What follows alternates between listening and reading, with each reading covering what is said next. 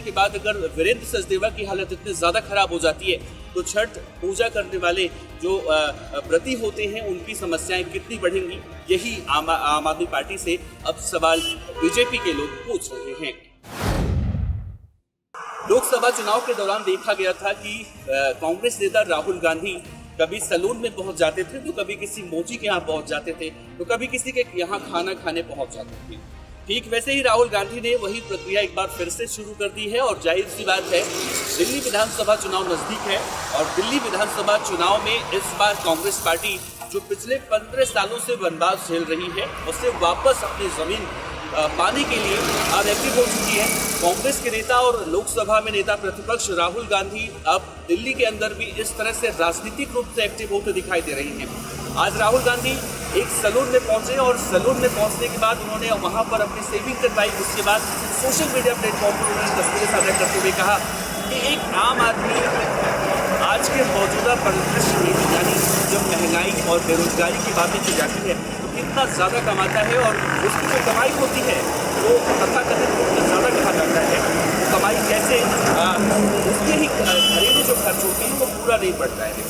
हालांकि इस बातचीत के दौरान राहुल गांधी जिस नाई की दुकान में या जिस सैलून में राहुल गांधी पहुंचे थे उस व्यक्ति ने ये भी कहा कि कांग्रेस की सरकार में वो ज़्यादा सुखी था, ज़्यादा उसके पास एक्सेस थे पैसे कमाने के, अब वो नहीं रह गया है, बहुत ज़्यादा दिक्कतें हो रही हैं। तो एक तरह से कहें कि राहुल गांधी अपना पुराना फॉर्मूला जो लोकसभा चुनाव से पहले प्रचार के दौरान देखने को मिला था और उसका रिजल्ट भी राहुल गांधी के पाले में आया था, खाते में आया था।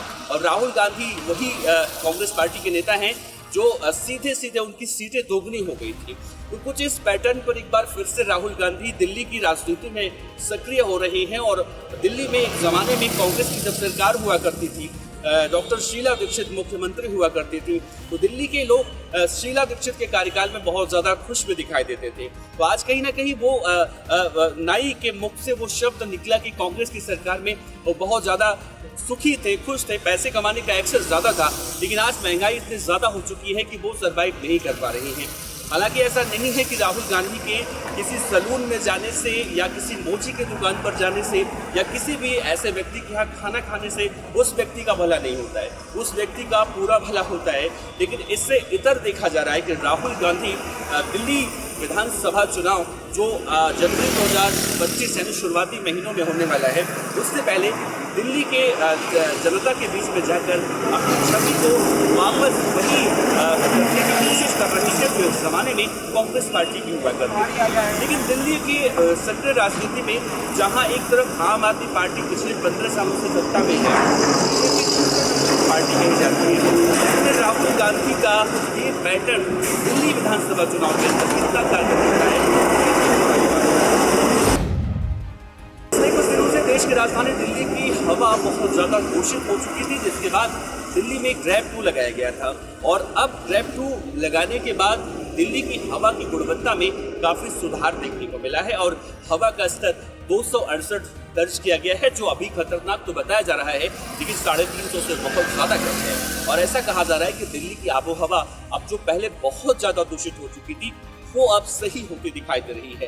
हालांकि ग्रैब 2 लगाने के बाद ये फायदा हुआ है या जो विशेषज्ञ ये दावा कर रहे हैं कि पिछले 2 दिनों से दिल्ली में जो हवा है वो उल्टे दिशा से बह रही है। यानी कि हम पहले बात करें कि पंजाब और हरियाणा की तरफ से आने वाली जो हवाएं थी वो दिल्ली में प्रवेश कर रही थी, जिसकी वजह से वहाँ के किसानों द्वारा जलाई गई परालियों का धुआं सीधे सीधे दिल्ली के अंदर एंटर कर रहा था और दिल्ली के जो इंडस्ट्रियल एरियाज हैं उनसे निकलता हुआ फैक्ट्रियों से, कारखानों से धुआं वो सीधे सीधे दिल्ली की आबो हवा में घुलकर जहर का काम कर रहा था। लेकिन दिवाली से पहले अगर एयर क्वालिटी इंडेक्स कम हुआ है यानी जो हवा दूषित ज़्यादा हो गई थी वो कम हुई है तो कहीं ना कहीं इसे अच्छा देखा जा रहा है। लेकिन दिवाली के बाद का मंजर थोड़ा सा डराने वाला होता है। ऐसे में विशेषज्ञ ये दावा कर रहे हैं कि भले ही अभी थोड़ी सी राहत मिली हो दिल्ली वासियों को, लेकिन जैसे ही हवा की गति वापस उसी तरह से मुड़ेगी तो दिल्ली में वही कंडीशन फिर से देखने को मिल सकता है।